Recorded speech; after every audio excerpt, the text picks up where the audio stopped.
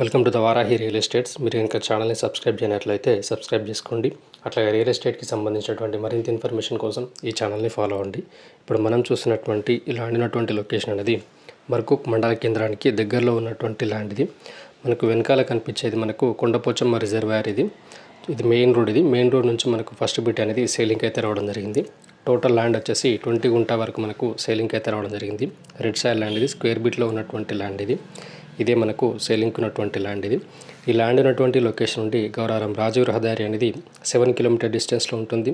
అట్లాగే కొండపోచమ్మ రిజర్వాయర్ అనేది 1 కిలోమీటర్ డిస్టెన్స్లో ఉంటుంది. కావేరీ యూనివర్సిటీ అనేది 5 కిలోమీటర్ డిస్టెన్స్లో ఉంటుంది. రాబోతున్నటువంటి త్రిబులార్ అనేది 3.5 కిలోమీటర్ డిస్టెన్స్లో ఉంటుంది.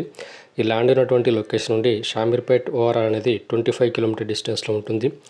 జేబీఎస్ అనేది 48 కిలోమీటర్ డిస్టెన్స్లో ఉంటుంది.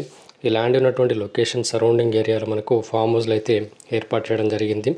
వెల్ డెవలప్డ్ ఏరియా ఇది. హైదరాబాద్కి పరిసర ప్రాంతాల్లో ఇన్వెస్ట్ అనుకున్న వారికి ఇది ఒక మంచి ఆపర్చునిటీ అని చెప్పొచ్చు. Thank you for watching this video.